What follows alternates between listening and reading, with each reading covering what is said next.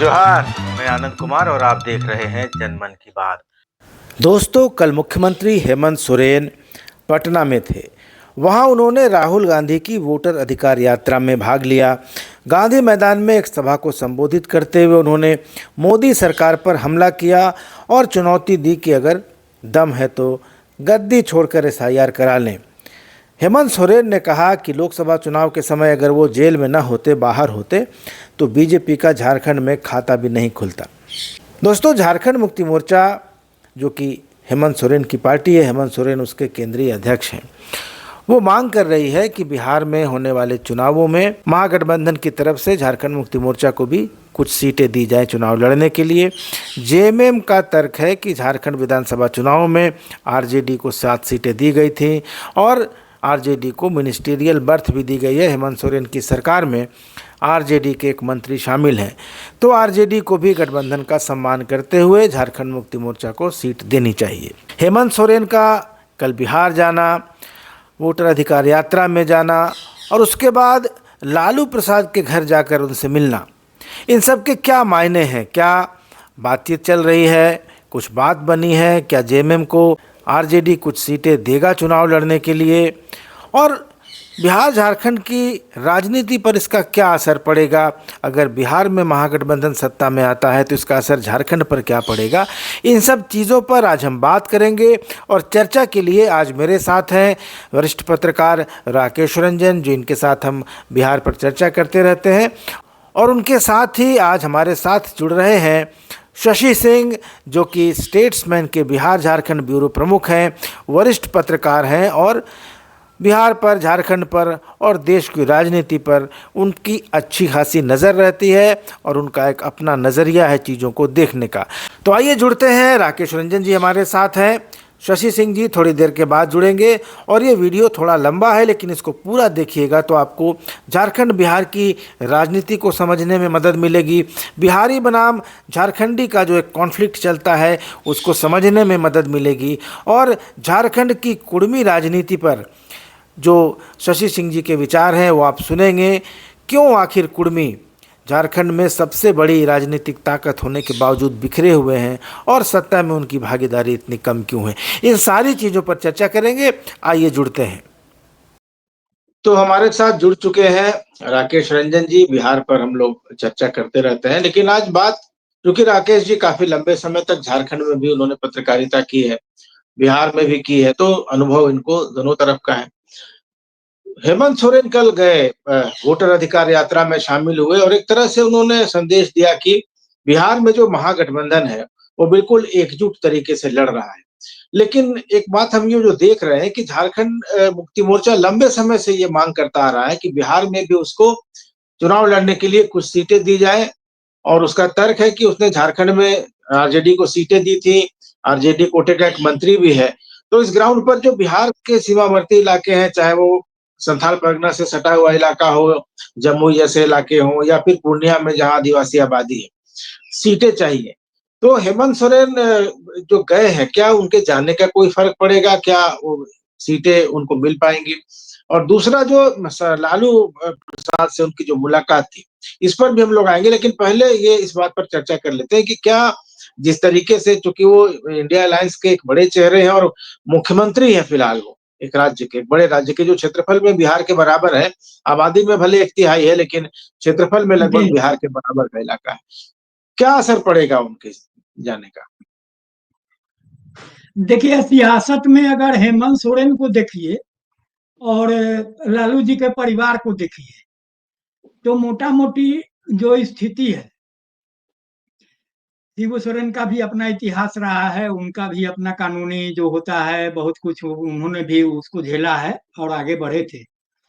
हेमंत सोरेन की जो घेराबंदी जिस तरीके से हुई, अब जो भी कहा जाए, आरोप है कि भाई केंद्रीय एजेंसियां जो है, केंद्र सरकार कई सारे पर काम कर रही थी, भाजपा कई सारे पर काम कर रही थी। लालू प्रसाद का सफर थोड़ा उससे ज्यादा है कि उस सजायाफ्ता भी हैं और चुन सक्रिय राजनीति से, चुनावी राजनीति से, संसदीय राजनीति से उनको अलग रहना है। लेकिन बाल बच्चों की भी स्थिति जो है वही है कतार में एक तरीके से। अब भले उनका आरोप है कि एजेंसियों का दुरुपयोग है, तमाम है, उसमें सब लोग हैं, उनमें जो मुख्यमंत्री के दावेदार हैं तेजस्वी यादव, खासतौर से वो भी हैं, उनके भाई भी हैं, उनकी बहन भी है, कई बहनों से भी पूछताछ, राबड़ी देवी से पूछताछ होती रही है, लालू प्रसाद से अभी भी जो लैंड फॉर जॉब था, जॉब के बदले नौकरी जमीन लेने का मामला था रेलवे का। तो ये तमाम चीजें जो चल रही है, तो कहीं ना कहीं कमोबेश जो समानता है, जो हेमंत सोरेन ने बातें कही, और इसका संकेत बहुत स्पष्ट है, ये भी समझ चुकी अभी विपक्षी एकजुटता जो हो रही है, और बिहार जो गवाह बनने की दिशा में है, कि जो लग रहा था कि विपक्षी एकता नहीं हो पाएगी, जो नहीं भी हुआ, जो नीतीश कुमार जिस मिशन के साथ आगे बढ़े थे बीच रास्ते में हट गए और जो बातें हो गई। लेकिन अब बहुत लंबे अंतराल के बाद लगा है कि नहीं, बिहार से एक एकजुट का संदेश जाएगा और इसका प्रभाव देश स्तर पर दिखेगा, खासतौर से छोटी पार्टियों की एकजुटता जो है, उसमें बड़ी पार्टियां भी है, कांग्रेस की पार्टियां भी है। तो हेमंत सोरेन ने जो बात कही कि जो भाजपा जो कर रही है जिस तरीके से, और हमको लोकसभा चुनाव से ऐन पहले जेल में डाला गया, और जो उसके परिणाम हुए, सीटें हमारी बढ़ी, लेकिन अगर हम बाहर रहते तो हो सकता था कि और हमको फायदा होता, तमाम चीजें तो हमको प्रभावित किया गया। लेकिन हम विधानसभा चुनाव के समय निकल के आए, और फिर जो स्थितियां बनी, परिस्थितियां बनी, देख रहे हैं, और उसमें उन्होंने एक तरीके से एकजुटता का भी संदेश दिया। तो अब बिहार को भी, खास करके बिहार की जो विपक्षी सियासत है, उसमें मेन ध्रुव क्या है, वो तो लालू एंड फैमिली ही है, वही परिवार है, राजद ही है, कांग्रेस जो अपना जोर बिल्कुल। लगा रही है। तो वो जो है, तो ऐसा नहीं है कि हेमंत सोरेन के साथ जो भाजपा ने किया है चुनाव के मौके पर, और जो तमाम चीजें हो गई, यह बात अलग है कि लोकसभा चुनाव से पहले जेल नहीं भेजा जाता है, लेकिन पूछताछ तो शुरू हो जाती है, ईडी आ जाती है, सीबीआई आ जाती है। तो अब विधानसभा चुनाव सिर पर है, तो ऐसा तो नहीं है कि कोई फिर नया कुछ ऐसा कुछ करके अपना जो है पूजा पाठ करने में भाजपा लग गई है, मोदी जी लग गए हैं, सियासत से अलग कुछ। तो वो भी जब कुछ होगा तो परिस्थितियां विकट हो सकती है। तो जो एकजुटता है, ये एकजुटता से ही बहुत बड़ा संदेश जाएगा, जो कहीं ना कहीं जो संदेश आता रहता है कि हेमंत सोरेन को भी कोटने की कोशिश में भाजपा है कि किस तरीके से कुछ करे नहीं करे, जो मेरी मुलाकात होती ही रही पिछले दिनों। तो हेमंत सोरेन का संदेश बहुत साफ था कि हम लोग की एकजुटता की बदौलत ही हमने भाजपा को झारखंड में परास्त किया है, तो मजबूत एकजुटता की बदौलत ही हम यहाँ भी उनको एनडीए को परास्त कर सकते हैं। तो जाहिर है कुछ बातें कही जाती है, कुछ बातें मैंने नहीं बोली जाती है, लेकिन संदेश स्पष्ट होता है, तो इनका यही है।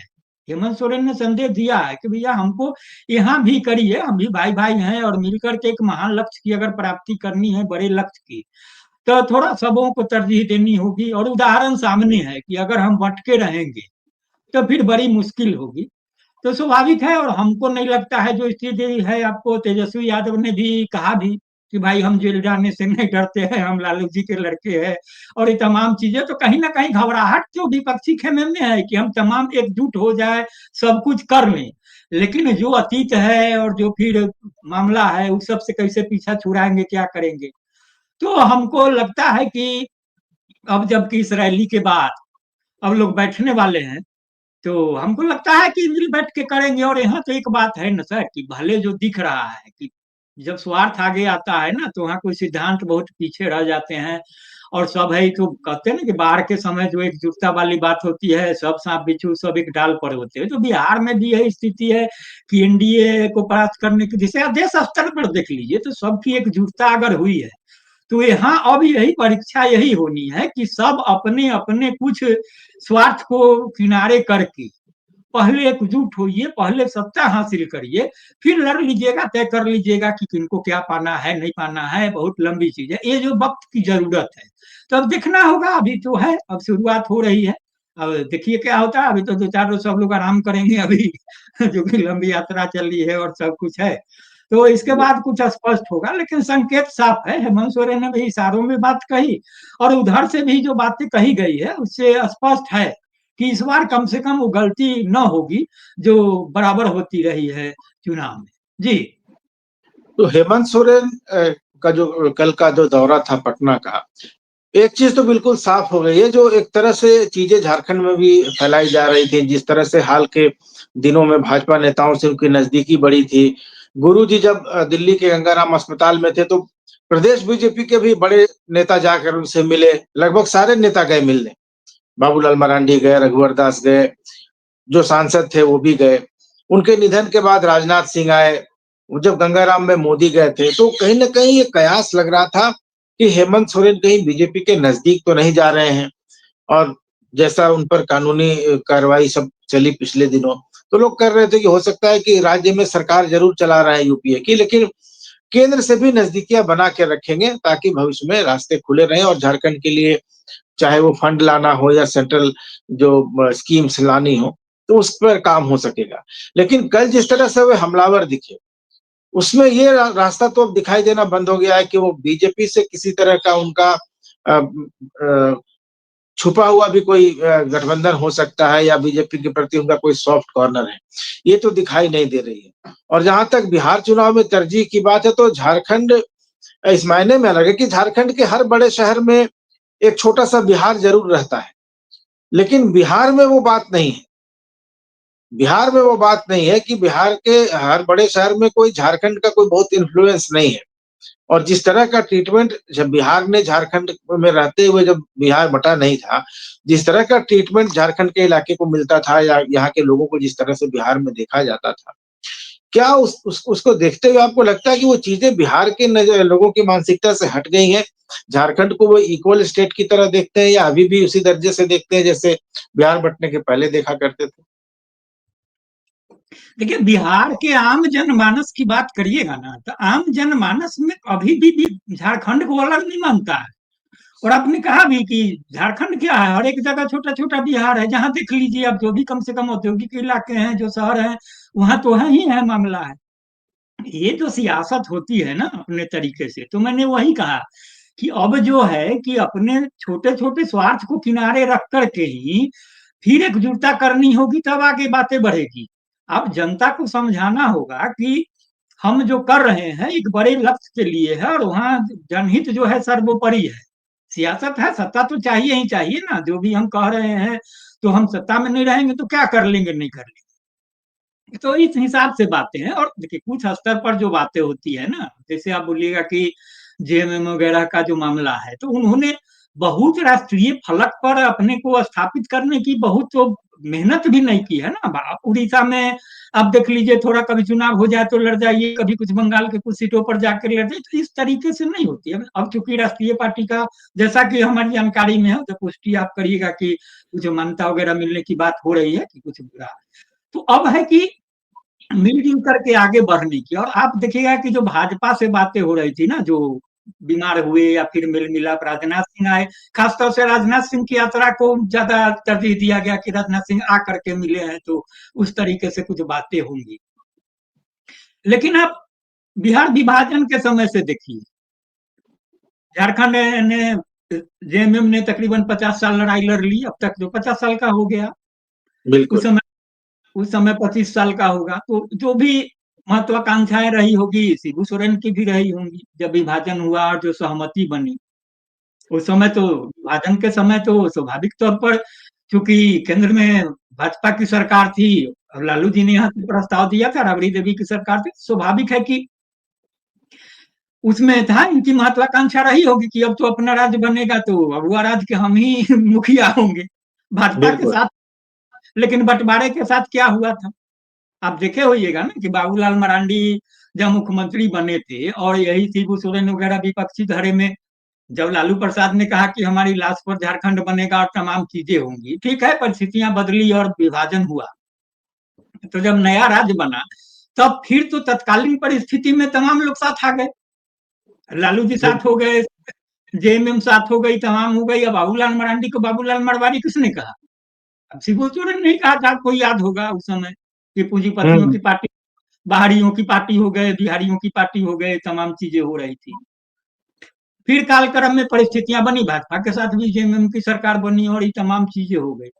लेकिन जो कटु अनुभव है, वो कटु अनुभव को अगर भुला करके जो भाजपा का इतिहास है और उसको नहीं देखेंगे, और खास करके अभी वर्तमान जो भाजपा है उसको, तो फिर क्या स्थिति हो जाएगी। तमाम तो उदाहरण भरे पड़े हैं ना, कि नहीं तो आइए यहाँ साफ होइए, अपना चमकदार बन जाइए, और नहीं तो फिर अपना घूमते फिरते रहिए। लेकिन जो चमकदार बन गए उनकी भी क्या स्थिति हो, आज शिंदे वगैरह का क्या हाल हो गया, महाराष्ट्र में देख लीजिए और तमाम चीजें हो गई।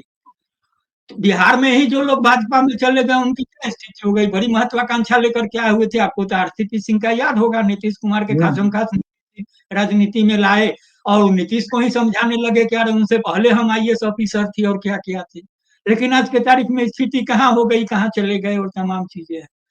तो हेमंत सोरेन का भविष्य भी जो है वो विपक्ष में ही है, क्योंकि जेएमएम का इतिहास और जो विरासत ले रहे हैं वो विरासत बहुत आराम तलब राजनीति की तो है नहीं।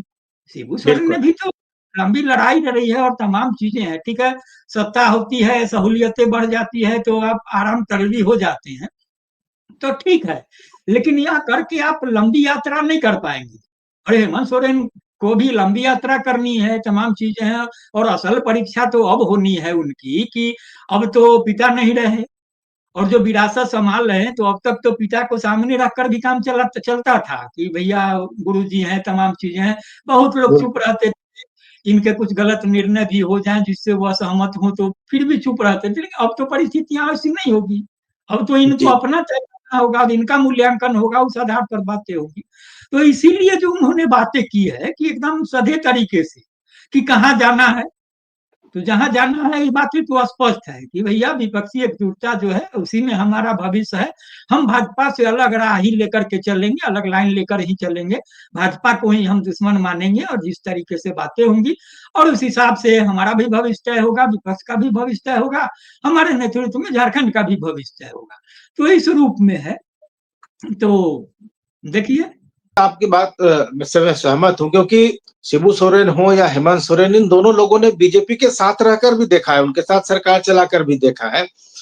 तो लेकिन उनका जो एक स्वाभाविक जो गठबंधन है वो इस विपक्षी धड़े के साथ ही बनता है। शिबू सोरेन ने भी जब एक लोकतांत्रिक मोर्चा बना था, लालू मुलायम इन लोगों ने मिलकर बनाया था, शरद यादव लोगों ने, तो उसमें भी शिबू सोरेन थे।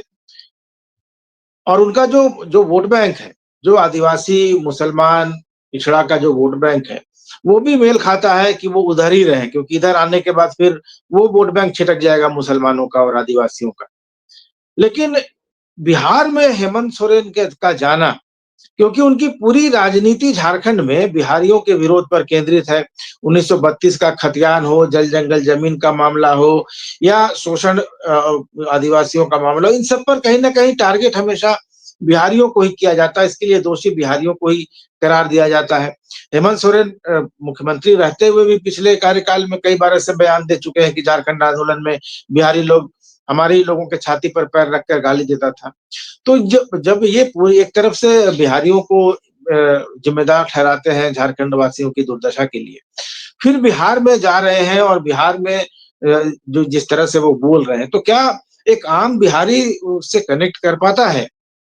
क्योंकि झारखंड का भी बिहारी यही सवाल पूछ रहा है कि हमसे आप हमारे हमको हमको आप कोसते हैं, हमको गालियां देते हैं और फिर आप बिहार जा रहे हैं, वहां तेजस्वी का समर्थन कर रहे हैं। तो ये तो विरोधाभास है और इसे तेजस्वी का या महागठबंधन है, उसको कितना फायदा पहुंचा पाएंगे? देखिए, बातें बहुत स्पष्ट है। सियासत जो है ना, सियासत को समझने की चीज होती है। और आप देखेंगे कि भाजपा ही शुरुआती दौर से देख लीजिए, जो पुराने वाजपेयी आडवाणी की भाजपा थी, उनका क्या था, नारा ही था हर हाथ को काम, अयोध्या में श्री राम, नारी को सम्मान, क्या क्या मतलब अयोध्या कश्मीर 370, वो 2 बीघा जमीन जो था बांग्लादेश वाले तमाम मुद्दे थे। लेकिन जब वाजपेयी प्रधानमंत्री बने, हमको लगता है कि पहली बार उतनी दल की सरकार बनी और तमाम चीजें, तो जब उनसे पूछा कि भैया आप कहाँ चला गया आपका राम मंदिर और ये सब कश्मीर उश्मीर 370, तो बोला कि भैया हमारी सरकार तो बनी नहीं ना है। हम तो प्रधानमंत्री जरूर बन गए, हमारी सरकार नहीं बनी, हमारी सरकार मतलब भाजपा की सरकार। तो अभी तो हम सबके मिली जुली सरकार है और उसमें जो है कॉमन मिनिमम प्रोग्राम है, तो उसमें तय है। और उसमें उन लोगों ने कहा है कि भैया अपना मंदिर को आप अपना रखिए किनारे झोला में अभी, और तमाम चीजें। तो हमारी सरकार बनेगी तब, नहीं बनाएंगे तब ना पूछिएगा। तो आज तो परिस्थितियां बदली है, मंदिर भी बना, 370 भी हटा, क्या क्या सिविल कोड जो भी हो रही है, बातें सब सामने। तो राजनीति में जो भी मुद्दे होते हैं, एजेंडे होते हैं, वर्तमान देश काल परिस्थिति परिस्थिति के हिसाब से जो बनते बिगड़ते हैं। अब सियासत में एक बात देख लीजिए, बहुत स्पष्ट है कि बिहारी हमको क्या करता था नहीं करता था, अतीत को दिखा करके डराना जो होता है ना, फिर अपने लोगों को सुनहरे भविष्य दिखाना, तमाम चीजें होती है। लेकिन जब प्रैक्टिकल जब बातें होती है तो बातें फिर बहुत अलग तरीके से होती है। इसलिए आप देखते होइएगा कि जो पार्टियां सत्ता में नहीं है और जितनी बातें नैतिकता की, तमाम क्रांतिकारिता की और तमाम तरह की बातें हो जाएंगी, और सत्ता में आके फिर चरित्र वही हो जाता है कि अगर कोई विद्यार्थी प्रदर्शन कर रहा है, आप झारखंड में ही देखिए ना, अभी वर्तमान उदाहरण देख लीजिए आप। अभी जिस नागरिक की जमीन को लेकर के हो रहे हैं वहां बहुत आंदोलन प्रदर्शन तमाम चीजें, वो प्रोजेक्ट किसका था? प्रोजेक्ट तो भाजपा की थी। तो भाजपा की प्रोजेक्ट थी तो शिबू सोरेन ने उस समय क्या कहा, हल जो तो क्या करो, क्या खाओगे, तमाम चीजें मुद्दा था। और आज की तारीख में सरकार बदली तो वही जगह पर हेमंत सोरेन बैठे हुए हैं, और वही भाजपा कह रही है कि बहुत ही आदिवासियों का भी बहुत शोषक है, विरोधी है, देखिए उनका जमीन छीन रहा। तो चीजें जो हम्म। बहुत है, और दोनों पार्टियां के स्पष्ट रूप से कहने का यह साहस जुटा रही है कि भैया हम दोनों समान रूप से जमीन जिम्मेदार हैं। तो जनता को तय करना है ना कि हमारा जो असल हित है वो किन चीजों में है। अगर हेमंत सोरेन यह कहते हैं कि बिहारी लूट के ले जा रहा है, तो क्या हम लूट के ले जा रहे हैं? झारखंड की समृद्धि में जो बिहारियों का योगदान है, संयुक्त बिहार से लेकर आज भी, आप जमीन पर देखिएगा, मूल्यांकन करिएगा सियासत से अलग। तो जो भी बिहार से आकर के संयुक्त बिहार में, बिहार के हिस्से से आकर के झारखंड में, उन्होंने झारखंड का जो, झारखंड तो बाद में बना, उस समय जिस तरीके से योगदान दिया विकास में, तमाम चीजें वो आप जहां भी देख लीजिए, पूर्वांचल में देखिए, आप बोकारो वगैरह में जो भी है, या जैतपुर में देख लीजिए, और जहां भी है, वो लोग जड़ से कटे हैं, वो अब यही जी। है। क्या यह है, चीजों को वहां समझने की होगी, अब उनको अपने आप को मानना ही होगा। नहीं मानिएगा तो झारखंड भी विकास में बहुत पीछे जाएगा, क्योंकि एकजुटता से ही विकास होगा। जो भी समाज है सब लोग मिलजुल करके ही आगे बढ़ता है और एक निर्माण होता है। तो ये सियासत है, बिल्कुल। सियासत करने के लिए है ना। अब लालू जी भी तो कह ही रहे थे कि मेरे लाश पर झारखंड बनेगा, तो प्रस्ताव काहे दे दिए? और सबकी मजबूरी है ना। आज की तारीख में हेमंत सोरेन भी तो ऐसा नहीं है कि बहुत पाक साफ होके आके झूल के बैठे हुए हैं। जो बात है सर, बहुत सीधी सी बात है। आपको ऐसा नहीं है कि शिकंजा फिर नहीं कर सकता। अभी देखिए ना सर, वर्तमान में आप एनो सिक्का का उदाहरण देखिए, कहने के लिए और करने में बहुत चीजें हैं सर। और जो यथार्थ होता है, जो हकीकत होता है, आप झारखंड की दुहाई दीजिए और जो भी कर लीजिए, तमाम चीजें कर लीजिए, वोट की खातिर जो भी कर लीजिए, लेकिन जब यथार्थ की बात होगी सर, हमको लगता है कि पहला केस होगा जेएनयू का, और उनकी पत्नी को सजा मिली। आदिवासी बिल्कुल। जमीन, आदिवासी जमीन वगैरह का मामला है। बहुत विस्तार से नहीं, लेकिन जो हम समझ रहे हैं उसमें वही है कि आदिवासी जमीन का हेर फेर, खुद आदिवासी है। उनका आप इतिहास देख लीजिए, वो कहाँ किसकी सरकार बनाने गए थे और किसकी सरकार बनाने में मदद की थी। और ये तमाम चीजें हैं, तो समझने की जरूरत है। करता कोई है, भरता कोई है, बहुत चीजें समझनी होगी सियासत में। तो उसमें जो है आपको मिलजुल कर ही काम, बिहारी को आप दुश्मन मान के नहीं चल पाइएगा और कुछ कर पाइएगा। जो लंबी सियासत करनी है, यही कारण तो देखिएगा ना सर, 32 कहाँ है, डोमिसाइल जो है वो कहाँ है, अब नियोजन हम्म। वगैरह का तमाम चीज कर रहे कहाँ है भाई? आप तो सत्ता में बैठे हुए हैं, अब 2/3 बिल्कुल। बहुमत। अब तो इससे बड़ी कोई सरकार नहीं बन पाएगी, हमको नहीं लगता है। बन जाए तो अच्छी बात है। 25 साल के झारखंड में तो पहली बार 2/3 बहुमत की सरकार है, भले फिर भी बिल्कुल। आपकी अकेले है। तो जब गठबंधन वक्त का तकाजा है, वो दिल्ली से लेकर के राज्यों में जो स्थिति है, मोदी जी भी अकेले नहीं है, वो भी बैसाखी के सहारे भी है, जबकि अकेले भी आए थे।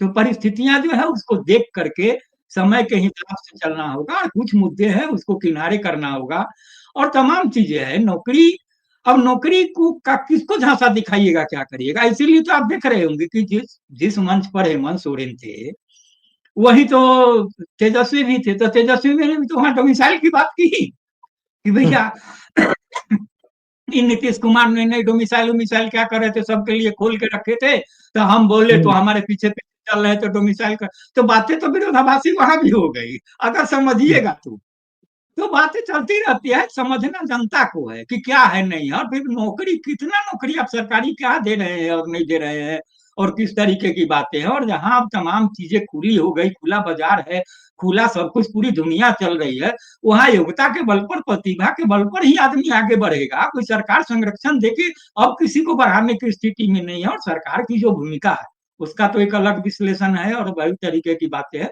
तो राजनीति में इस तरीके से चलती रहेगी और हमको नहीं लगता है कि हेमंत सोरेन भी अब चेतेंगे। इसलिए आप देखे होगा, उनका तो कई कई बयान है ना।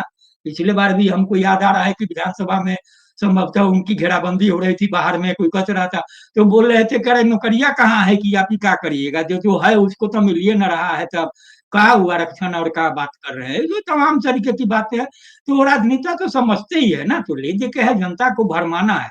लेकिन अब भरमाने की परिस्थिति से राजनीति को आगे निकलना होगा। यही कारण है ना कि आप देख रहे हैं कि तमाम चीजें 20 साल के शासन के बाद भी बिहार में अगर वही फिर कुछ ले दे करके जो चल रहा था शुरुआत में कि राशन मिलेगा, क्या मिलेगा, नहीं मिलेगा, तमाम चीजें, वही चीजें अगर 70 साल के बाद भी चल रही है, 75 साल के बाद भी ये देश में, राज्य में, तो चिंता का यह विषय है। और राजनीति को सोचना होगा कि उसके बाद अब क्या दीजिएगा, कहाँ से दीजिएगा, कैसे करिएगा। तो राजनीति को बड़ी तरीके से एकदम आईने की तरह जो है साफ दिखना होगा। और उसमें कहावत है ना सर कि आईना जो है वो कभी गलत चेहरा तो दिखाती नहीं है। अब आप खूबसूरत हैं तो खूबसूरत दिखेंगे, सूरत मतलब सूरत दिखेंगे। लेकिन अगर आपको अपना चेहरा देख के दर्पण को बोले हम तो इतना है सुंदर आदमी, हम कोई कुरूप दिखा रहा, तो उसमें तो दर्पण का दोष नहीं है ना। तो सियासत यही है सर।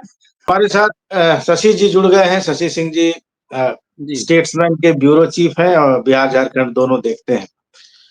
तो झारखंड की राजनीति पर इनसे चर्चा करेंगे हम लोग। हेमंत सोरेन पर बात हम लोगों ने की शशि जी अभी राकेश जी से, कि जिस तरह से उनका बिहार दौरा हुआ, तो बिहार में तो झारखंड मुक्ति मोर्चा का जो शुरुआती दौर था, लोटा झोटा सोटा को मारो और अपरू छपरू गंगा पार चले जाओ के नारे से शुरुआत हुई थी झारखंड मुक्ति मोर्चा की।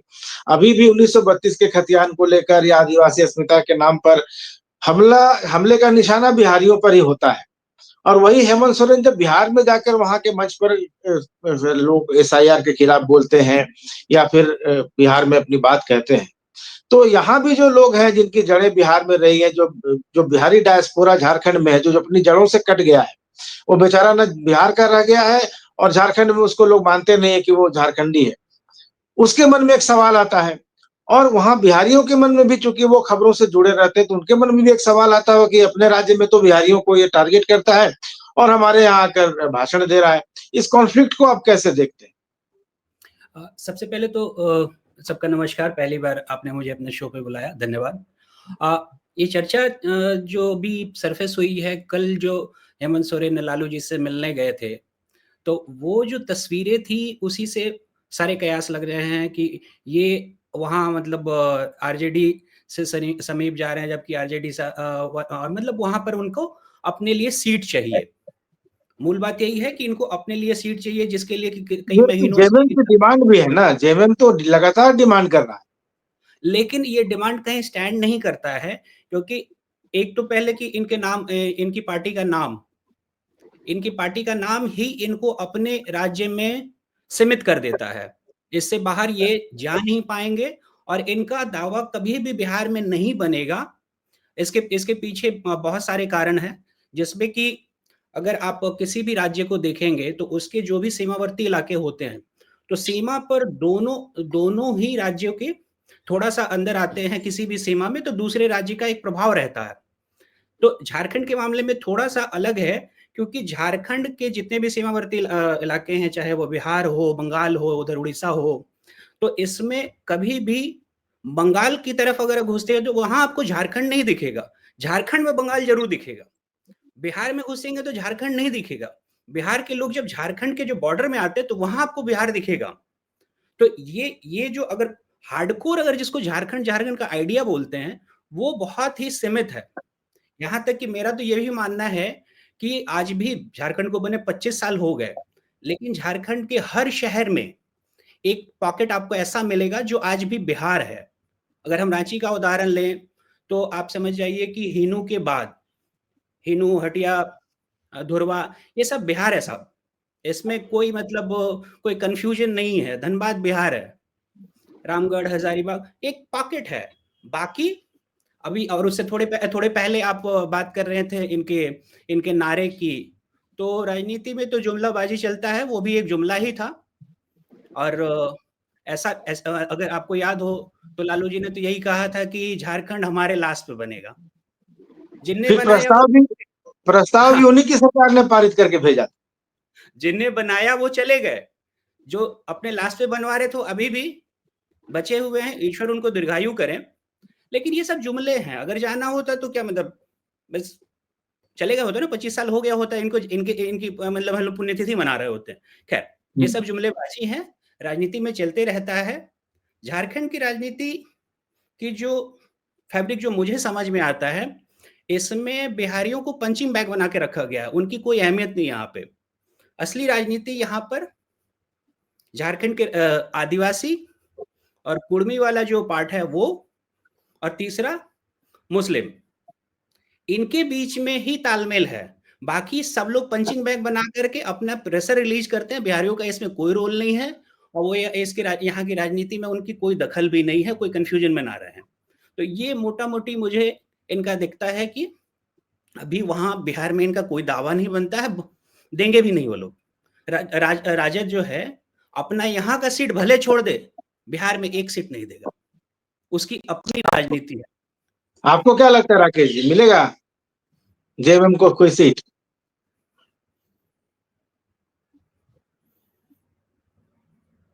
आवाज नहीं आ रही, आपकी आवाज नहीं आ रही, आप म्यूट हैं। मुझे जो लगता है इन्होंने जो बातें कही तथपरक बातें हैं और बातें वजनी हैं, उसमें कोई दो मत नहीं है। लेकिन वर्तमान राजनीति जो है ना, परिस्थिति के हिसाब से की जाती है, तय की जाती है, उसमें नीति रणनीति जो है। आज की तारीख में बिहार में जो स्थिति है, पिछले चुनाव में देखे होइएगा, मात्र 10 सीटों का अंतर था, 125 110 यही स्थिति थी। तो पता है कि एक एक सीट की अहमियत है, तमाम चीजें हैं। और खास तौर से एकजुटता का जो संदेश देने की बात हो रही है ना, अभी जो माहौल बना है बिहार में, एसआईआर से ही एकजुटता की जो स्थिति बनी है और जो संदेश गया है, कहीं ना कहीं एनडीए को लगता है कि नहीं भाई, हमको क्षति पहुंचा सकता है, तमाम बातें हैं। तो उसमें है कि एकजुट दिखने के लिए ही सही उनको कुछ एक आध सीट जो उधर देवघर उधर तरफ से कहीं कुछ देने की बात है और मिलेगी, जैसा कि हमको लग रहा है। और ये ये बात टोकन वाली बात से आपने ठीक कही कि हाँ, टोकन के रूप में भले उनका कोई उतना कुछ ठोस मामला नहीं, हाँ एक दिखावे के लिए कि भाई जेएमएम के लिए दिखाने को सीट है ना, चकाई वाली सीट, सुमित सिंह जीते थे, भले अपने दम पे जीत गए होंगे, लेकिन वो पार्टी के खाते में दिखाने के लिए तो है कि भाई गुलदस्ते में कि फूल हमारा भी खिला था आपके यहाँ। ये तो हमको याद हूँ, नरेंद्र सिंह के लड़के हैं सुमित सिंह, अभी मंत्री भी हैं, अभी नीतीश कुमार के साथ हैं, तो हाँ ठीक है। लेकिन इस बार जो है ना, चूंकि देखिए वो जो भी इन्होंने कही, शशि जी ने जो भी बातें हैं, राजद झारखंड को छोड़ नहीं सकता, राजद के लिए भी झारखंड जरूरत है, क्योंकि उनका राजनीति से अलग जो उनका जो अतीत है ना, जो पीछा कर रहा है, तमाम चीजें हैं। अभी झारखंड को छोड़ करके फिर बड़ी मुसीबत हो जाएगी। कौन ठिकाना कि कब झारखंड के जेल में आके उनके परिवार को कहाँ रहना पड़े। बस हम बहुत तरीके से स्पष्ट बात बोले, कहीं कोई छिपा नहीं है। इसी झारखंड ने उनको शरण दिया था। बिहार बंटने के बाद भी लालू जी बहुत दिन इसी झारखंड में रहे थे, और फिर यहाँ जब सत्ता नहीं होती है और तमाम चीजें, तो फिर क्या परिस्थितियां होने लगती है उसी जेल में। वो देश में दर्जनों उदाहरण है और बहुत चेहरे हैं और क्या क्या है। तो राजद भी इधर नहीं छोड़ने वाले। और कहे ना कि बिहार का बंटवारा भले हो गया, कोई एक दूसरे को अलग करके नहीं देख सकता है। आज के तारीख आपने भी तो कहा ना कि बिहार है ही, बिहार ही है यहाँ, और क्या है। हर एक जगह तो है ना, सीमा से सटी। अब पलामू में चले जाइए, आपको कौन क्या दिखेगा, सब लोग तो बिहारी लोग। औरंगाबाद से उधर सर जाइए, हजारीबाग की बात की ही भी, शहर में भी आप देख लीजिए, बोकारो वगैरह में, जमशेदपुर में, तमाम चीजें अब कहाँ करिएगा। जमशेदपुर में कभी जमशेदपुर के किसी विधानसभा सीट में जीतने की उम्मीद करेगी क्या जेएमएम, और यहाँ की पार्टी है, तमाम चीजें है। तो जो स्थिति परिस्थिति है उसको तो देखना ही होगा। लेकिन चूंकि समग्र जो इस बार जो वक्त का तकाजा है ना, उसमें अनदेखी नहीं की जाएगी, और इनको भी बताया जाए कि नहीं भाई, हम सब लोग साथ हैं, और हमको कोई जो सत्ता का ऐसा कुछ नहीं है, हम जनहित सर्वोपरि, और तमाम चीजें करके एक दो सीट मिले तो बहुत आश्चर्य नहीं होगा जी। शशि जी, एक फोटो बहुत दो तीन फोटो जो हेमंत सोरेन ने कल लालू प्रसाद से मिलने के बाद डाली, जो माहौल वहाँ का दिख रहा है वो बहुत ज्यादा फॉर्मल नहीं दिख रहा है। बिल्कुल ऐसा लग रहा है कि कोई परिवार के लोग आपस में बैठे हुए हैं। हेमंत सोरेन बिल्कुल एक साधारण सा चेयर डाल के लालू जी के सामने बैठे हैं और लग रहा है कि बहुत और लेकिन इसके दो पहलू है। एक तो लग रहा है कि बहुत सकारात्मक माहौल है, बिल्कुल परिवार के बड़े की तरह ट्रीट करे। लेकिन जो आलोचक हैं, जो विपक्षी खेमे के लोग हैं हेमंत सोरेन के, वो कह रहे हैं कि देखिए ये सब दागी लोग एक जगह बैठ गए हैं, वो भी जेल से घूम के आए हैं। लालू जी पर भी चारा घोटाले का मामला है, जो लैंड फॉर जॉब का मामला चल रहा है, हेमंत सोरेन भी कई आरोपों में घिरे हैं, तो ये लोग आपस में मिलकर एक गठबंधन बना लिया। आप इसको किस रूप में देखते हैं? ये जो मिलन था, ये जो उनका जाना था लालू जी के यहाँ, और ये बात भी एक बड़ी दिलचस्प है कि भाजपा दावा करती है कि हमने झारखंड बनाया क्योंकि अटल जी प्रधानमंत्री थे। जेएमएम दावा करता है कि गुरु जी के संघर्ष से झारखंड मिला। लालू जी दावा करते हैं कि हमने ही प्रस्ताव भेजा था, हम प्रस्ताव ही नहीं भेजते तो झारखंड कहाँ से बनता। तो ये झारखंड को लेकर जो अलग अलग क्लेम चलते हैं कि हमने बना दिया है, और ये जो मुलाकात है इस परिप्रेक्ष्य में, हालांकि हेमंत सोरेन व्यक्तिगत रूप से जितना मैं उनको जानता हूँ, वो बहुत व्यवहार कुशल है और बहुत लोगों से बहुत अच्छे तरह से मिलते हैं। तो उनके व्यवहार पर कोई इसको राजनीतिक अवसर के रूप में हम लोग नहीं देख रहे हैं। लेकिन इस मुलाकात को जो एज ए होल, एक समग्र रूप में अगर देखना चाहें और एक टिप्पणीकार के रूप में अगर आपसे जानना चाहें तो क्या कहेंगे आप? कल की तस्वीर का देखिए आनंद जी, वो तस्वीर देख करके जो मेरे मन में जो भाव आए व्यक्तिगत तौर से कहूँ तो वो कतई राजनीतिक नहीं लग रहा था। बिल्कुल निहायत ही पारिवारिक माहौल था। जैसे कि मतलब शिबू सोरेन उनके भाई रहे हों और ये चचा हैं, और एक भाई नहीं रहा तो अब जा कर के वो भी बुजुर्ग हैं। और अगर आपने उससे बॉडी लैंग्वेज को गौर किया होगा तो हेमंत जिस करीबी, मतलब जितना करीब बैठे थे लालू जी के, कई बार उनका स्पर्श करके, मतलब उनके पैर पे उनका हाथ रख रहे हैं, बहुत नज़दीक जाके उनसे बात कर रहे हैं। बुजुर्गों को इसी तरीके से ट्रीट किया जाता है। जो भी एक संवेदनशील व्यक्ति है अपने घर परिवार या अपने जो दायरे के लोग हैं, बड़े बुजुर्ग हैं, उनसे इसी तरीके से मिला जाता है। तो कल की वो जो तस्वीरें दिखी हैं, वो विशुद्ध रूप से मुझे पारिवारिक तस्वीर दिख रही थी। उसमें राजनीति मैं नहीं ढूँढ पा रहा था। हाँ, ये जो पूरे जो वहाँ कल जो पटना में माहौल था विपक्षी एकता के लिए, तो वहाँ वो मंच पे राजनीति थी, उस कमरे में राजनीति मुझे नहीं दिखी। लेकिन उस कमरे में एक बात ये भी था कि वहाँ इरफान अंसारी भी थे, सामाजिक समीकरण को तो बैलेंस कर रहे थे वहाँ। कुमार बहुत जयमंगल भी सारे थे।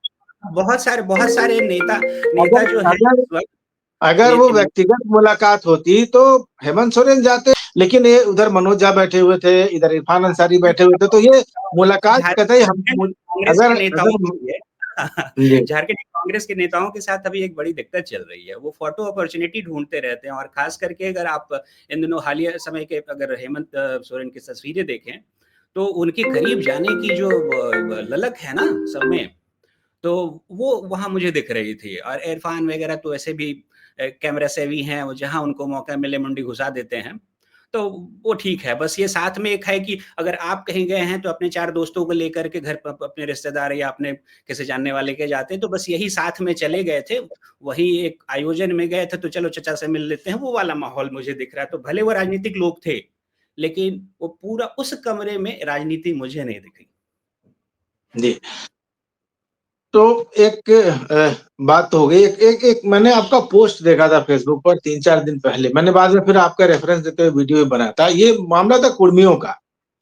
हुँ, हुँ, हुँ। कुर्मी कुर्मी वर्सेज आदिवासी का जो चल रहा है कि एक तरफ कुर्मी आदिवासी स्टेटस की मांग भी कर रहा है और उसका दावा भी है कि वो इस लैंड का असली हकदार वही है, क्योंकि कुर्मी नेता ये भी दावा करते हैं कि जितने भी ट्राइब्स हैं, अगर प्रिमिटिव ट्राइब्स को छोड़ दिया जाए, आदिम जनजातियों को, तो बाकी सारे लोग कहीं ना कहीं से पलायन करके छोटा नागपुर के पठार पर और झारखंड के इस इलाके में बसे हैं। कुर्मियों का दावा है कि वही आदिकाल से है, तो असली आदिवासी वही है। ये जो कॉन्फ्लिक्ट है। दूसरा, झारखंड की जो अगर एक जाति के रूप में सबसे बड़ी आबादी देखें, क्योंकि आदिवासी चूंकि 32-34 ट्राइब्स में बटे हैं, तो वो 25-26% हो जाते हैं। लेकिन कुर्मी एक जाति के रूप में सबसे बड़ी जाति है झारखंड की।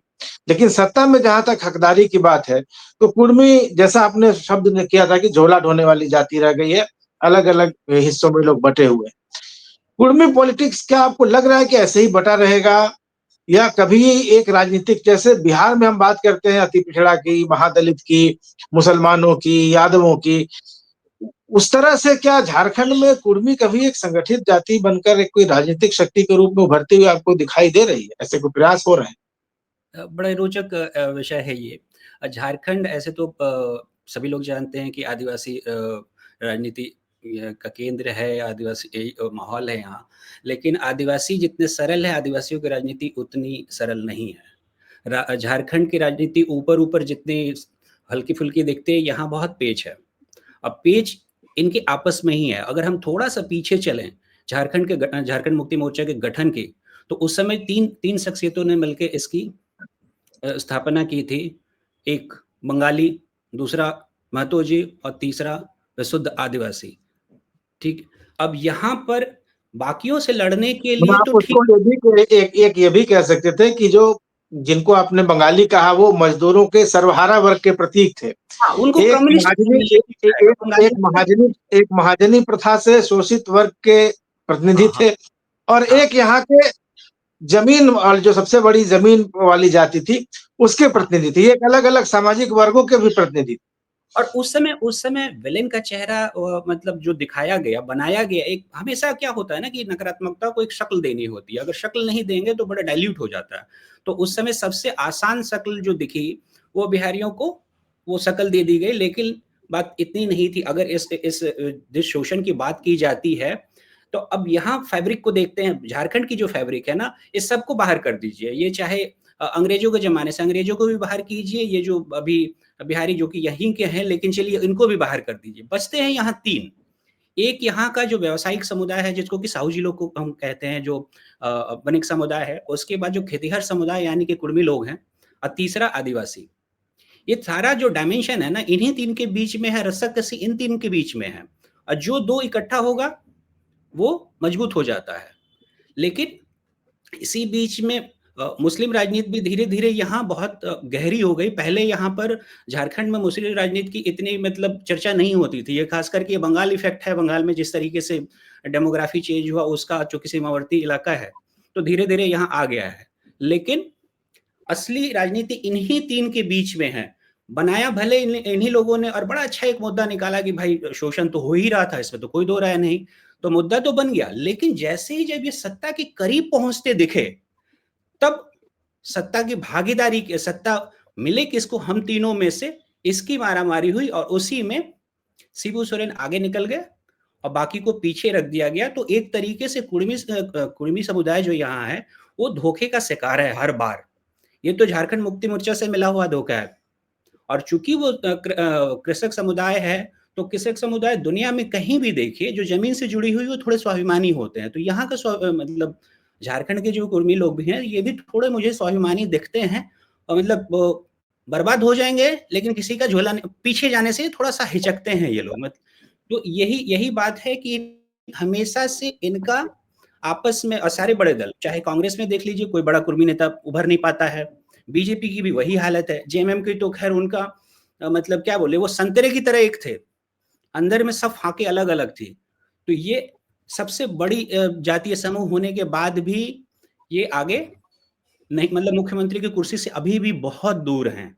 और जिस तरह की राजनीति की चल रही है, बिल्कुल नहीं दिखता कि निकट भविष्य में ये लोग शीर्ष नेतृत्व तक पहुंच पाएंगे। जबकि इनके अंदर में मतलब नायकत्व का गुण वाले कई नेता हुए। अब शुरुआत करिए झारखंड मुक्ति मोर्चा की स्थापना जिनने किया, वहां से लेकर के आज एक नया जयराम महतो उभर रहे, वहां तक बीच में सुदेश महतो, ये सारे मतलब नेचुरल नेता हैं, एकदम मौलिक नेता हैं।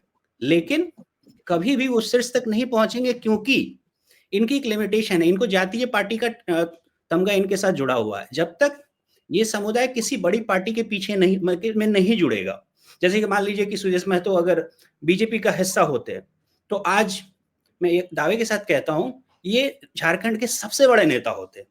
लेकिन पता नहीं क्या मजबूरी है, ये लोग एक दूसरे से लड़ते रहते हैं। अभी इनको कमजोर करने के लिए जयराम आगे 5-10 साल के बाद वो बड़े होंगे, उनको कमजोर करने के लिए फिर किसी को लाया जाएगा, कुर्मियों को ऐसे ही लड़ाया जाएगा। राकेश जी, आप भी बहुत लंबे समय तक आपने झारखंड में पत्रकारिता की है और पलामू से लेकर जमशेदपुर तक पत्रकारिता की है। आपको क्या लग रहा है अभी सामाजिक जो ताना बाना, जो खास करके कुर्मियों की जो मांगे हैं, उसको लेके और क्यों नहीं बन पाया? क्योंकि बीजेपी के पास तो एकमात्र कुर्मी नेता हुआ करते थे रामटहल चौधरी, 5 बार सांसद रहे और जिस तरह से उनको निकाल दिया गया दूध की मक्खी की तरह, उसके बाद उनकी भरपाई करने के लिए विद्युत वरण महतो को लाया गया।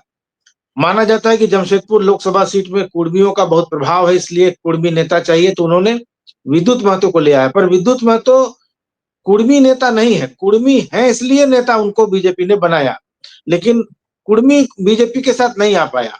शैलेंद्र महतो आए, उनकी पत्नी आई 2 बार जमशेदपुर से, वो लोग सांसद भी बने। उनको भी बाद में जिस तरह से हाशिए पर डाल दिया गया, तो कुर्मी एक तो भाजपा पर भरोसा नहीं करता है।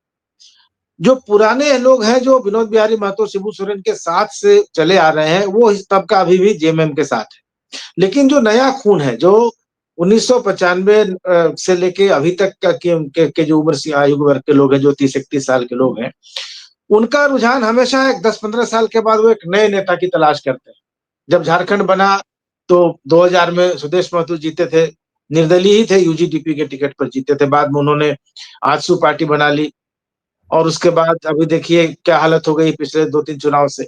अब जयराम महतो उभरते हुए दिखाई दे रहे हैं। तो हर 15 साल पर दिखता है कुर्मी समाज एक नया नेता खोजता है, एक नया नेता बनाता है और उसके बाद उसकी भी वही नियति हो जाती है।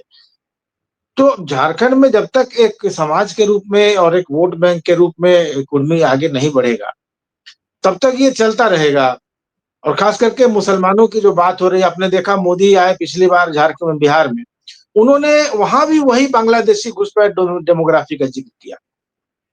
डेमोग्राफी का मुद्दा लोकसभा चुनाव में झारखंड में बुरी तरह पिट गया, विधानसभा चुनाव में बुरी तरह पिट गया, लेकिन बीजेपी नेता अभी भी वही उसी मुद्दे को पकड़ के लटके हुए हैं। तो क्या बिहार में जो डेमोग्राफिक चेंज का जो मुद्दा है, जो बांग्लादेशी घुसपैठ का मुद्दा है, क्या चलेगा इस बार या फिर बिहार में जाति ही चलेगी? देखिए, बिहार में जो डेमोग्राफी चेंज का मामला है ना, वो जो भी चलेगा, वो जो कहते हैं सांप्रदायिकता उद्योगीकरण का जो मामला होता है हिंदू मुसलमान करके, उसमें जो चल जाए तो वो तो पहले से ही चल रहा है। वो बोलिए नहीं बोलिए, उससे कोई मतलब नहीं है। पूरा सीमांचल का इलाका है और तमाम चीजें हैं।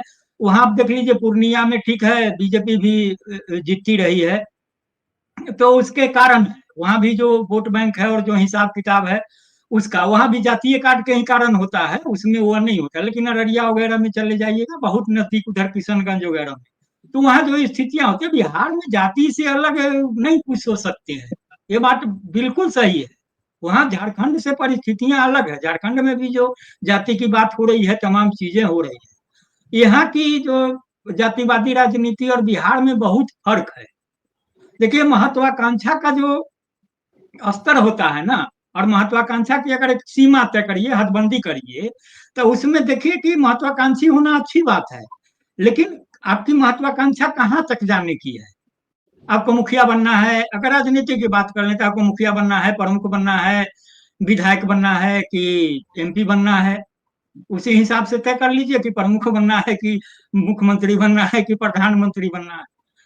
आप झारखंड में जो देख रहे हैं ना, झारखंड को समझने के लिए, और यहाँ जो कुर्मी राजनीति कर उसको बहुत स्पष्ट कहानी कही जाती है झारखंड में। झारखंड में जमशेदपुर से सटे कि यहाँ 3-4 नेता थे, मान लिया एक विद्युत वरण महतो, एक सुनील महतो, आस्तिक महतो, क्या नाम है, अभी मर गए, रामदास सोरेन, चंपाई सोरेन, ये तमाम जो चेहरे थे, तो ये सब एक ही जगह अड्डेबाजी करते थे। तो यहाँ सोनारी तरफ, तो वहां चर्चा होती थी कि भाई कौन कहाँ से चुनाव लड़ेगा, तो कोई बांट लिया कि हम फुटका चल जाए, कौन कहाँ चले जाए, कौन कहाँ चले जाए। तो सुनील महतो बोला, अरे भाई हम कहाँ जाए, मैंने विधानसभा में सब लोग बांट लिया अपना सीट। तो सुनील महतो बोले कि भाई हम कहाँ जाएंगे, तो बोला तुम एमपी बन जाना, मैंने जो असंभव काम है वो हो जाएगा। और संजोग हुआ, वो एमपी बने भी, बाद के दिनों में हत्या हो गई, तमाम चीजें, उनकी पत्नी वगैरह बनी। तो आप अगर लक्ष्य प्राप्ति में देखिएगा कि सबसे ज्यादा बड़ा चेहरा कौन बना एक दौर में, वो सुनील महतो ही बन गए थे। जब एमपी बन गए, कोई एमएलए तो उस समय विद्युत बन भी नहीं पाए थे, और जो तमाम चीजें थी। तो कहते हैं ना कि आप महत्वाकांक्षा मैंने लक्ष्य बड़ा रखिए, लेकिन जमीन पर भी नजर रखिए कि कहाँ किस हिसाब से बात हुई। तो झारखंड में जो कुर्मी राजनीति का है ना, कि बहुत नहीं पाना है, कहने के लिए तो हम हमारे हाथ में सत्ता आई है, मेरी बड़ी आबादी है, बहुत प्रभावशाली है, हम बहुत पढ़े लिखे लोग हैं, तमाम चीजें हैं, लेकिन जो तात्कालिक लाभ के लिए जो समझौते हो जाते हैं, जैसे शशि जी ने कहा कि सुदेश महतो तो बड़े चेहरे हो सकते थे, न जाने क्यों हो रहे, न जाने क्यों इसलिए हो रहे हैं कि उनको लगने लगा कि भैया हम मुख्यमंत्री नहीं है, लेकिन सत्ता तो हम ही चलाते हैं, मलाईदार विभाग मेरे पास है, निर्णायक विभाग मेरे पास है, तो हमको क्या कमी है, हम तो जब चाहे सरकार गिरा दे, तब चाहे करा ले। तो ये जब मनोवृत्ति काम करने लगती है ना, तो यही कारण से जो है फिर आहिस्ता आहिस्ता क्षरण शुरू हो जाता है। नहीं तो राजनीति में तो राम टहल चौधरी का आनंद जी ने नाम लिया, राम टहल चौधरी तो 6 बार के सांसद थे और प्रभावशाली लोग थे, तो आखिर विद्युत को क्यों, तो राजनीति इस्तेमाल करेगी आपको इस हिसाब से एकजुट नहीं होने देगी। सियासत यही है ना, सियासत और है क्या कि भाई दुश्मन को पता भी न चले और उसको कहाँ ठिकाने लगा दे, निपटा दे किस तरीके से। तो ये तो होता ही है राजनीति में ना। अब बिहार में ही देखना है तो देखिए ना, लालू जी ने किस किस को आगे बढ़ाया था उस दौर में, अब किन उन्हीं के रहते कहाँ किनारे हो गए, तमाम चीजें हो गई। और सबसे बड़ी बात देखिए, आज की तारीख में भी आनंद जी ने कहा कि हाँ बिहार में गोलबंदी और जाती है जो तमाम चीजें, ये तमाम खाने। शहाबुद्दीन का अभ्युदय कब हुआ था, और शहाबुद्दीन जेल किसके शासनकाल में गए, और अब तक शहाबुद्दीन के फैमिली की क्या स्थिति थी, अब आके करीब हुए हैं।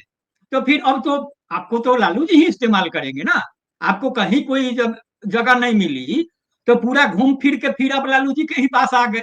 अब परिभाषित जिस रूप में कर लीजिए कि शहाबुद्दीन एंड फैमिली लालू की मजबूरी है, कि अब उनकी फैमिली की लालू लालू मजबूरी है, ये तो अलग व्याख्या है, लेकिन इस्तेमाल कौन हो रहा है। राजनीति देखनी है बिहार में, आप अनंत सिंह की राजनीति देख लीजिए।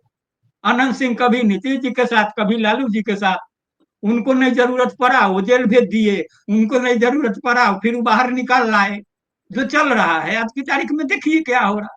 तो सियासत तो ये ना, तो झारखंड की कुर्मी राजनीति को भी बातें समझनी होगी कि अगर शुरुआत में हुआ ना कि तमाम जो गठन ही हुआ था, जो 3 चेहरे थे गठन के पीछे, वो जो चेहरे थे और उनका जो प्रभाव था, उसका जो संदेश था, क्या उस संदेश को झामुमो ने बाद के दिनों में ग्रहण किया, या फिर कुर्मी समाज ने ग्रहण किया, या फिर एके राय के ही जो चाहने वाले थे, तमाम चीजें थी उन्होंने ग्रहण किया, नहीं किया। नहीं किया, जब सियासत होने लगी, तमाम चीजें होने लगी, माने आप आ गए पूरे निचले स्तर पर कि जब बहुत कुछ पाया नहीं तभी बहुत कुछ पाने की ललक हो गई। अरे भैया एक रोटी है उसको खाइए ना, फिर देखिए कल क्या होगा, फिर मेहनत करिएगा।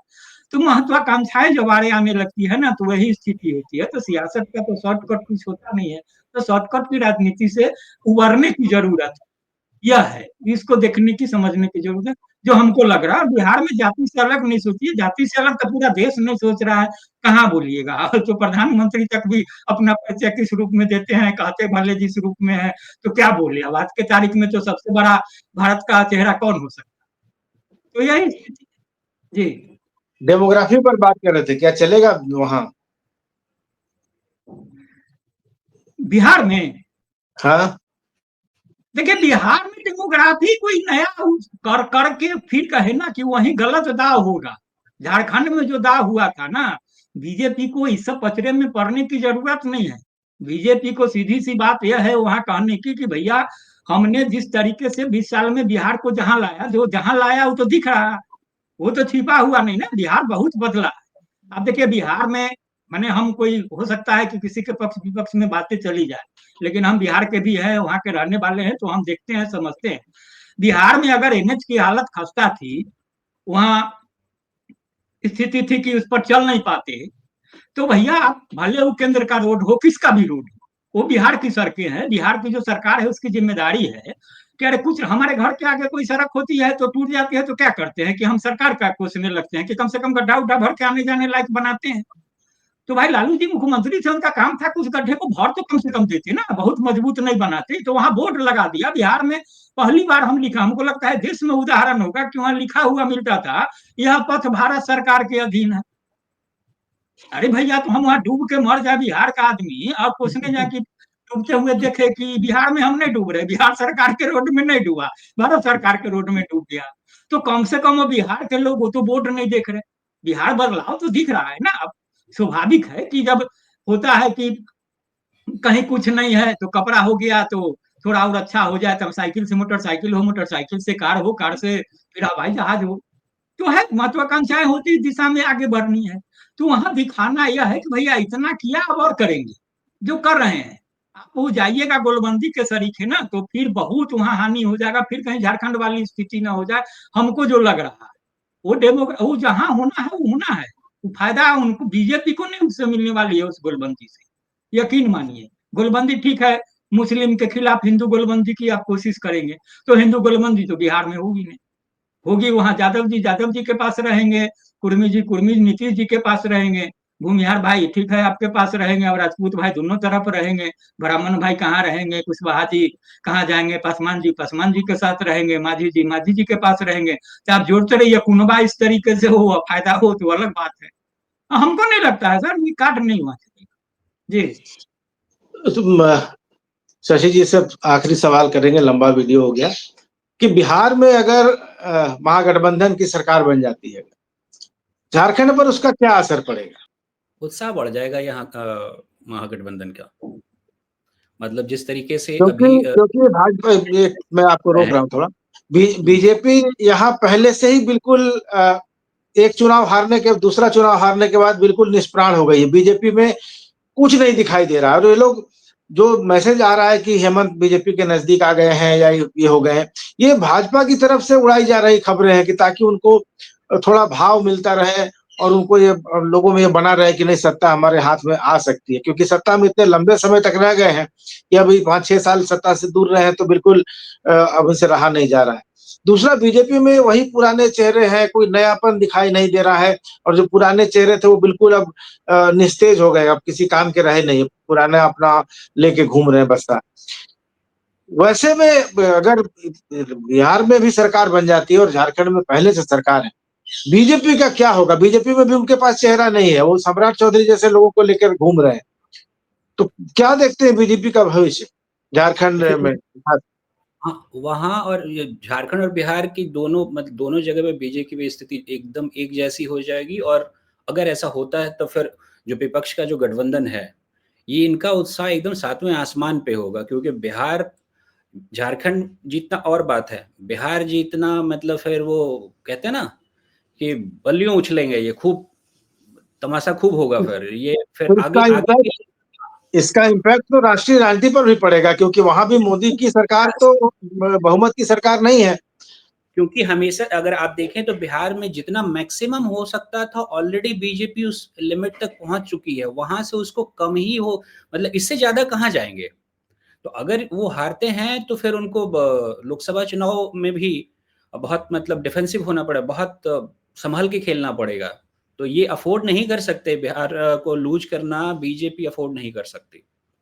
इसके लिए लंबे रणनीति में बहुत ही नुकसान होगा। यहाँ तक कि उसका झारखंड में भी बहुत नेगेटिव ही इम्पैक्ट पड़ने वाला है। कारण सिर्फ एक, जिस तरीके से बिहार में नेतृत्व का बीजेपी का नेतृत्व का नहीं उभरना, झारखंड में भी जबकि यहाँ पर हुआ करता था नेतृत्व, लेकिन धीरे धीरे उनको डाइल्यूट कर दिया गया। कोई भी एक मजबूत चेहरा ना झारखंड में दिख रहा है ना बिहार में दिख रहा है। जैसे योगी जी हैं उत्तर प्रदेश में, या आसाम में विश्व शर्मा जी हैं, वो इन लोगों जैसा एक नेतृत्व इनको चाहिए। लेकिन इसी का उल्टा देखिए, अगर वहां फिर से वो आते हैं और किसी तरह का उठापटक झारखंड में अगर ये लोग करने की कोशिश करते हैं, तो बीजेपी के पास 2-3 प्रयोग हमेशा से रहा है। एक महाराष्ट्र का प्रयोग है, एक बिहार का प्रयोग है, एक उड़ीसा का प्रयोग है। उड़ीसा में नवीन बाबू जैसे जो इनका सहयोगी कहिए कि एकदम वो मुद्दे आधारित इनके सहयोगी ही रहे, भले इनके गठबंधन में रहे चाहे नहीं रहे, सदैव उनने केंद्र के साथ अच्छा तालमेल बना के रखा। मुझे हेमंत सोरेन में नवीन पटनायक बनने की क्षमता दिख रही है। जिस तरीके से वैक्यूम झारखंड में बीजेपी में बन रहा है, ये इनको नवीन पटनायक बनाने की तरफ बढ़ रहा है। जीते या हारे ये तो होगा, मतलब हेमंत सोरेन का कद बढ़ेगा ये बहुत और इस बात पे डिपेंड करता है कि ये केंद्र से अपने रिश्ते कैसे रखें। पिछले टर्म में हमने देखा कि इनने केंद्र के साथ रिश्ते थोड़े बिगाड़े, तो उसका नुकसान सबको हुआ। तो ये बात समझ गए हैं कि चाहे राजनीति कैसी भी करनी हो, केंद्र एक संस्था के तौर पे राज्य और केंद्र का संबंध मधुर होना चाहिए, तभी राज्य में भी अपनी बातें ये कर पाएंगे। तो ये अभी इस वक्त ये केंद्र के साथ बतौर सरकार के साथ ये किसी तरह से टकराव नहीं मोल लेंगे। हाँ, बीजेपी के साथ जो है उसको दबा के रखना जरूर चाहेंगे। तो चलिए, चर्चा अच्छी रही और हम लोगों ने बिहार और झारखंड के बहुत सारे महत्वपूर्ण विषयों को छुआ और उम्मीद करेंगे शशि जी कि आप आगे भी हमारे लिए उपलब्ध रहेंगे।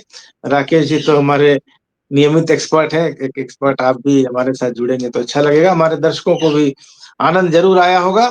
तो इस वीडियो के लिए मैं बस इतना ही। और दोस्तों, अगर ये वीडियो अच्छा लगा हो तो इसको लाइक करें, शेयर करें, चैनल को सब्सक्राइब जरूर कर लीजिएगा। इस वीडियो में इतना ही, अगले वीडियो में मिलेंगे, तब तक इजाजत दीजिए और आप सबों को धन्यवाद करते हुए नमस्कार।